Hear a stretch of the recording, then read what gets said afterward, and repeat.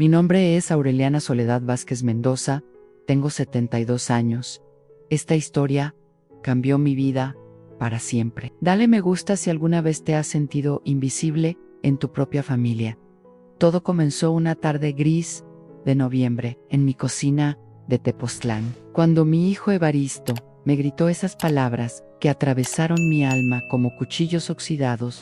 No eres nadie sin papá. Sus ojos estaban inyectados de coraje, las venas del cuello hinchadas como ríos furiosos después de la tormenta. Yo me quedé ahí parada, con las manos llenas de masa para tortillas, sintiendo cómo el mundo se me desplomaba, como casa de adobe en temblor. ¿Sabes qué? Duele más que las palabras hirientes, hijo, que vengan de quien más amas, de quien cargaste en estas mismas caderas cuando tenía fiebre de 40 grados, de quien consolaste cuando su primera novia, la Gabriela, del puesto de flores, lo dejó plantado en la plaza del pueblo, un día de San Miguel. Evaristo, mi niño de 45 años que todavía me pedía que le surciera los calcetines, ese mismo hombre ahora me miraba con desprecio, porque había descubierto que su abuelo, mi padre Crescencio, había sido un borracho perdido que nos abandonó cuando yo tenía apenas 17 años recién cumplidos.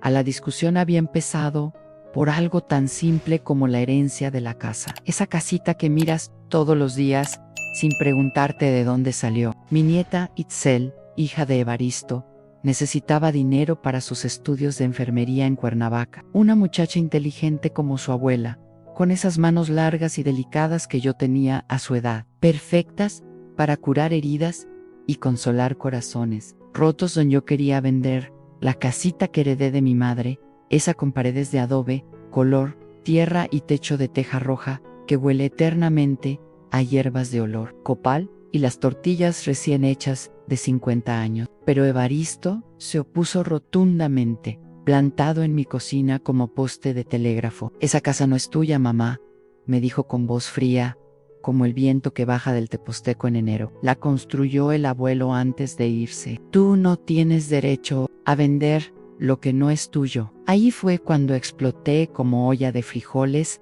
en fuego alto. Le conté la verdad que había guardado por décadas en el cofre más secreto de mi corazón, aunque su abuelo Crescencio nunca construyó esa casa. Hugh puso ni un ladrillo, ni clavó ni una tabla, que fui yo, Aureliana Soledad, una muchachita embarazada y abandonada, quien trabajó día y noche sin descanso limpiando casas ajenas, vendiendo tamales de dulce en el mercado de Tepoztlán, desde las 5 de la mañana bordando ribozos de seda hasta que los dedos me sangraban como espinas de nópol, para juntar peso por peso y levantar esas paredes con mis propias manos temblorosas de muchacha asustada pero determinada. Menti, gritó Evaristo como animal herido, y fue entonces cuando soltó esas palabras venenosas que me quemaron peor que chile piquín en los ojos. No eres nadie sin papá. Toda tu vida has sido una mantenida, una mujer sin hombre que no vale nada. En este mundo, te juro por la Virgencita de Guadalupe que sentí como algo se rompía dentro de mi pecho, algo que sonó como cuando se quiebra el barro fino. No solo por la crueldad de sus palabras, sino porque me di cuenta, en ese momento terrible, de que había fallado como madre, cómo había criado a un hijo que no valoraba todo lo que había sacrificado por él. ¿Dónde había estado yo cuando se le metieron esas ideas tan feas en la cabeza? Esa noche no pude dormir ni un minuto. Me quedé sentada en el corredor de mi casa, envuelta en el rebozo azul que me tejió mi comadre Esperanza, viendo las luces de Tepoztlán parpadear como luciérnagas perdidas en el valle oscuro. El aroma del café de olla que preparaba doña Felipa, mi vecina de toda la vida, llegaba hasta mí mezclado con el perfume de los jazmines del patio y el sonido eterno de los grillos que cantan sus tristezas a la luna. Recordé a mi madre Jacinta Mendoza, que en paz descanse, y cómo me había enseñado con su voz suave, como miel de abeja: a la mujer no necesita hombre para ser completa, mija. Somos como el maguey, fuertes por fuera, dulces por dentro, y damos fruto aunque nadie nos cuide. Al día siguiente, con el sol apenas asomándose entre los cerros, decidí hacer algo que nunca había hecho en todos mis años de vida, al contar mi historia completa a mi familia. sin mentiras, sin medias verdades, sin vergüenzas. Lame a todo. Por teléfono a Evaristo y su esposa Marisela, esa mujer buena que hace el mejor pozole rojo de todo Morelos, a mi hija menor, Xiomara, que vive en Oaxaca, vendiendo textiles zapotecos en el mercado de Benito Juárez, a mis nietos queridos Itzel, Bruno y la pequeña Paloma, que apenas tiene 12 años, pero ya cocina como ángel. Les dije que vinieran el domingo después de misa de 12, que tenía algo muy importante que decirles, algo que no podía esperar. Mas Xiomara llegó desde Oaxaca, en el camión de las 6 de la mañana, con sus ojos hinchados de tanto llorar. Durante el viaje, había hablado por teléfono con Evaristo y sabía perfectamente lo que había pasado entre nosotros. Mamá, me dijo, abrazándome fuerte, como cuando era niña y tenía pesadillas. Perdónalo, por favor. Está dolido porque papá Aurelio también lo abandonó cuando era niño y nunca aprendió a valorar a las mujeres fuertes. Mi Xiomara, siempre tan sabia desde pequeñita, siempre entendiendo lo que otros no pueden ver. Era cierto como la salida del sol que Aurelio, el padre de mis 2 hijos, también nos había dejado tiradas como trapos viejos cuando Evaristo tenía apenas 12 años y ella 9. Pero yo había estado tan ocupada, trabajando y sobreviviendo día tras día, que nunca me detuve a pensar en cómo eso había marcado el corazón de mi niño, cómo le había llenado la cabeza de ideas equivocadas sobre las mujeres. El domingo llegó cargado de nubes grises, como rebozos de luto, con ese aire pesado que anuncia lluvia. Preparé mole poblano desde antes del amanecer, el mole que más le gusta a Evaristo desde que era pequeño, y se me colgaba de las naguas, pidiendo que le diera a probar la salsita dulce. Puse la mesa grande de madera. En el patio valló el árbol de bugambilias moradas que planté con mis propias manos el día que nació mi primer nieto. Cuando todos estuvieron sentados, con sus caras serias como en velorio, respiré profundo y comencé a hablar con la voz que me temblaba, como hoja en el viento. Hijos míos, nietos queridos de mi alma, hoy les voy a contar quién soy realmente, de dónde vengo, por qué soy como soy. Les hablé de mi infancia perdida en San Cristóbal de las Casas, de cómo mi padre Crescencio bebía aguardiente hasta perder completamente la razón y golpeaba a mi madre Jacinta con el cinto de cuero que usaba para trabajar. Les conté del día más triste de mi niñez, cuando lo vi partir al amanecer con su petate de palma al hombro, prometiendo que volvería en una semana, pero sabiendo yo en mi corazón de niña de 10 años que era mentira más grande que él. Cielón, les describí como mi madre y yo llegamos a Tepoztlán con lo puesto nada más, cargando únicamente un morral con nuestras 2 mudas de ropa y la imagen de la Virgen que había sido de mi abuela Soledad. Tu abuela Jacinta, les dije mirando directamente a Evaristo, con mis ojos ya empañados de lágrimas, trabajaba lavando ropa ajena en el río, mientras yo, que tenía apenas 14 años, cuidaba a los hijos de las señoras ricas del centro. Ganaba 5 pesos a la semana, que parecían 5 millones para nosotras. Les conté de cuando conocí a Crescencio Vázquez, el padre de Evaristo, en una feria del pueblo durante las fiestas de septiembre. Era un hombre guapo como actor de cine mexicano, con esas manos largas de músico que tocaba guitarra, como Los Ángeles, y me prometía que me haría su reina, la mujer más feliz de todo Morelos San 6. Como Evaristo bajaba la cabeza avergonzado, nunca le había contado que su abuelo también había sido músico como él, que de ahí había heredado esas manos hermosas que acarician las cuerdas de la guitarra. Me embarazó cuando yo tenía 17 años recién cumplidos, continué sin piedad conmigo misma, y desapareció una madrugada, como el humo del copal, sin siquiera decirme adiós. Yo tenía la misma edad que tiene ahora tu nieta Paloma, Evaristo. ¿Te imaginas a esta niña, criando un bebé, completamente sola? El silencio que siguió era tan denso, que se podía cortar con machete bien afilado. Continué, contándoles, con la voz cada vez más firme, como había trabajado en todo lo que se puede imaginar, desde ayudante de cocinera, en las fondas grasientas de la plaza principal, hasta costurera en el taller de Doña Remedios, donde me enseñó a bordar flores en los vestidos de las novias. pasando por vendedora de flores de cempasúchil en el atrio de la iglesia de la Natividad. Todos los días de los muertos, en cada peso que ganaba con tanto esfuerzo, lo guardaba religiosamente en una olla de barro, que enterré bajo el fogón de leña, soñando todas las noches con darle a mi hijo que venía en camino un techo propio donde pudiera correr sin que nadie nos corriera. Cuando nació tu papá, Aurelio, dije dirigiéndome a Xiomara, mientras ella se limpiaba las lágrimas con el pañuelo bordado que le regalé en su cumpleaños. Pensé que por fin tendría un compañero de verdad, alguien que me ayudara a cargar la vida, pero aprendí muy pronto que los hombres que buscan mujeres solas muchas veces solo quieren a alguien que los atienda como si fueran reyes, no una verdadera pareja que comparta las alegrías y las penas. Fue en ese momento cuando Marisela, la esposa de Evaristo, habló por primera vez en toda la tarde a mamá Aureliana.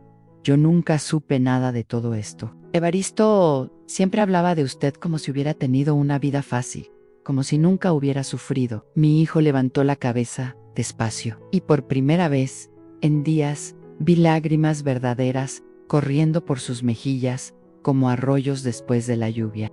Mamá, murmuró con voz de niño asustado, ¿por qué nunca me contaste nada de esto? Porque no quería que me vieras como víctima, mi hijo querido. Quería que me vieras como tu madre, la mujer que te amó desde antes de que nacieras, desde que eras apenas una esperanza en mi vientre. Pero la historia no terminaba ahí, mi amor. Les conté del día más difícil de toda mi vida, cuando Evaristo tenía 15 años, y enfermó de pulmonía tan fea que pensé que se me iba a morir entre los brazos. Los doctores del hospital de Cuernavaca pedían dinero que yo no tenía, ni en money, que para mí era como pedirme que tocara las estrellas con las manos. Vendí todo lo que tenía de valor, mis aretes de oro que habían sido de mi abuela, el rebozo de seda azul cielo que me había regalado mi madrina para mi confirmación, hasta la máquina de coser Singer con la que me ganaba la vida, haciendo vestidos para las muchachas del pueblo. ¿Y sabes qué hice después, mijo? Le pedí a Evaristo, mientras le tomaba las manos, como cuando era pequeño. Fui caminando hasta la iglesia de la Natividad, a las 3 de la mañana. Me arrodillé frente a la Virgen hasta que me dolieron los huesos, y le prometí que si tú sanabas, yo dedicaría mi vida entera a cuidar a otros que necesitaran ayuda. Bruno, mi nieto hermoso de 20 años, preguntó con voz quebrada por la emoción.